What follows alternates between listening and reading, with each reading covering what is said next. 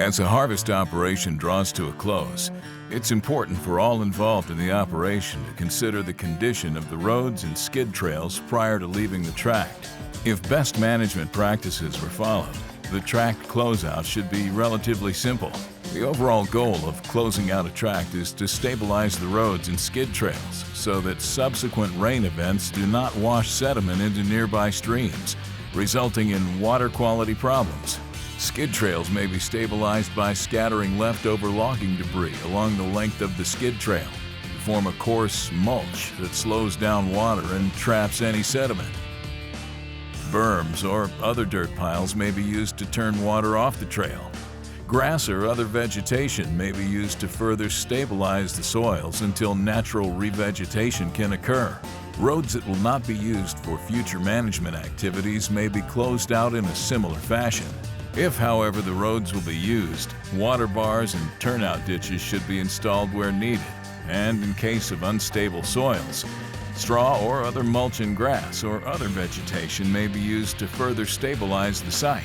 In addition, temporary stream crossing should be removed and any loose soil should be stabilized.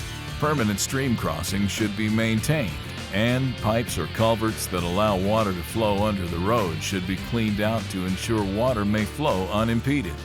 Logging safety is crucial for success. Logging is considered one of the most dangerous occupations in the United States because of the size of the equipment and the nature of harvesting large trees that can fall and/or roll. The hazard is compounded when dangerous environmental conditions are factored in. Steep terrain, inclement weather conditions, and remote or isolated work sites all contribute to the hazards of logging operations.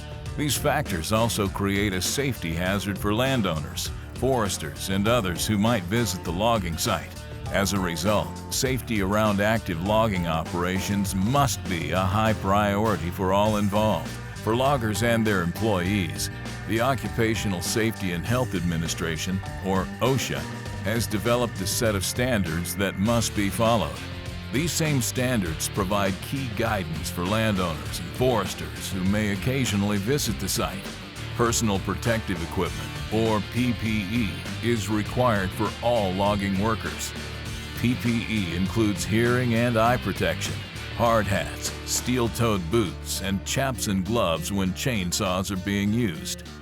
In addition to PPE, OSHA provides specific guidelines for working around heavy equipment, as well as training requirements for all logging crew members. Requirements also include seat belts and fire extinguishers on all equipment and well-stocked, accessible first aid kits. A final but very important safety-related consideration for loggers involves the transport of logs to the mills. Here, safe driving practices are critical to ensure the safety of both the driver and the driving public.